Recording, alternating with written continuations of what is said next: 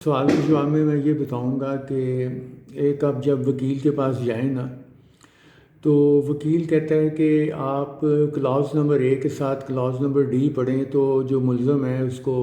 وہ ریلیف مل جاتا ہے، اور اگر آپ کلاس نمبر اے کے ساتھ کلاس نمبر زیڈ جا کے پڑھیں تو ملزم ہے اس کو ریلیف نہیں ملتا۔ تو اسی طرح جب ہم صلوات پڑھتے ہیں تو اس میں جب ہم سورہ حمد پڑھتے ہیں تو ہم پڑھتے ہیں کہ الحمدللہ رب العالمین الرحمن الرحیم مالک یوم الدین، یہ 3 آیات پڑھتے ہیں، پہلی 3 آیات، اس کے بعد ہم رک جائیں۔ اب باقی سورہ کی باقی آیات ہے نا اس کو ہم بعد میں پڑھیں گے، پہلے ہم یہ 3 آیات کا صرف میں آپ کو بتانا چاہ رہا ہوں کہ ریلیشن، کہ ہماری انڈسٹری میں بھی اس کا کتنا بڑا ریلیشن بنتا ہے۔ اس میں اللہ رب العزت فرماتے ہیں کہ الحمدللہ رب العالمین، کہ تمام جہانوں کا اور اس میں جتنے علم ہیں ان کا میں رب ہوں، جتنے عالمین ہیں میں ان کا رب ہوں، جتنے بھی جہان ہیں دنیا میں کائنات میں اس کا مالک ہوں۔ پھر اس کے بعد آپ دوسری آیت نہ پڑھیں، پھر آپ پڑھیں تیسری آیت مالک یوم الدین، کہ یوم آخرت کا بھی میں مالک ہوں، کہ تمام جہانوں کا بھی، کائنات میں جتنے جہان ہیں اس کا بھی، جتنے عالمین ہیں، جتنے علم ہیں ان کا بھی، اور پھر یوم آخرت کا بھی میں مالک ہوں۔ تو کتنی بڑی اتھارٹی اللہ رب العزت کی ہے، انہوں نے بیان فرمائی کہ کتنی بڑی اتھارٹی کا میں مالک ہوں۔ پھر اس کے بعد آپ درمیان والی آیت پڑھیں دوسری، کہ الرحمن الرحیم، کہ میں رحمان بھی ہوں اور رحیم بھی ہوں۔ اب آپ اندازہ لگائیں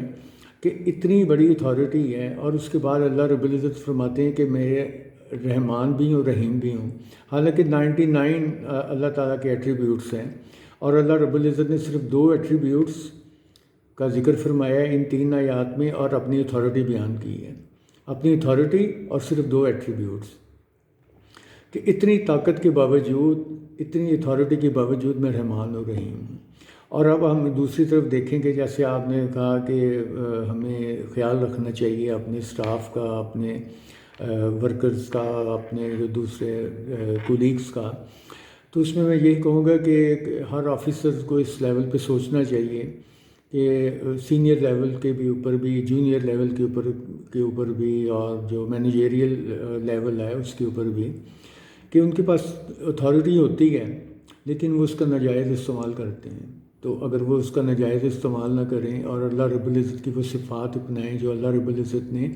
اپنی آیات میں فرمائیں، جو اس نے اللہ رب العزت نے اپنے 2 ایٹریبیوٹ سے بتایا کہ رحمان اور رحیم ہوں، اتنی اتھارٹی کے باوجود، تو ہماری تو اتنی اتھارٹی نہیں، تو ہمیں تو رحمان اور رحیم کی وہ صفات اپنانی چاہیے، اور لوگوں کے اوپر رحم کرنا چاہیے، ان کی بات ماننی چاہیے، ان کے لیے ثانیہ پیدا کرنی چاہیے، اور دیکھنا چاہیے کہ ہم CSR پروگرام کے اوپر کیسے چل سکتے ہیں، ہم ان کے لیے تعلیم کا بندوبست کیسے کر سکتے ہیں، ہم ان کے لیے انشورنس کا بندوبست کیسے کر سکتے ہیں، میڈیکل انشورنس کیسے کر سکتے ہیں، ان کو فیسیلیٹیٹ کیسے کر سکتے ہیں، ان کو کھانا کیسے دے سکتے ہیں۔ یہ سارا رحمانیت میں آتا ہے، اور رحیم ہے جو اس کی کوالٹیز میں آتا ہے، تو ہمیں یہ سوچنا چاہیے اس طرف۔ تو جب ہم اس طرف سوچیں گے تو ہمارا ادارہ ترقی کیوں نہیں کرے گا؟ جب ہم اپنے اسٹاف کے بارے میں سوچیں گے تو اسٹاف وہ کمپنی کے بارے میں سوچے گا، اور جو پھر کمپنی ہے جب اسٹاف کی فیور کر رہی ہے تو لامحالہ اس کے نیب البدل میں ہمیں جو اس کی سروسز مل رہی ہیں اپنے اسٹاف کی طرف سے وہ اعلیٰ معیار کی ہوں گی۔ تو ہمیں یہ سوچنا چاہیے۔ تو باقی دوسری باتیں جو آپ نے کی ہیں اس کے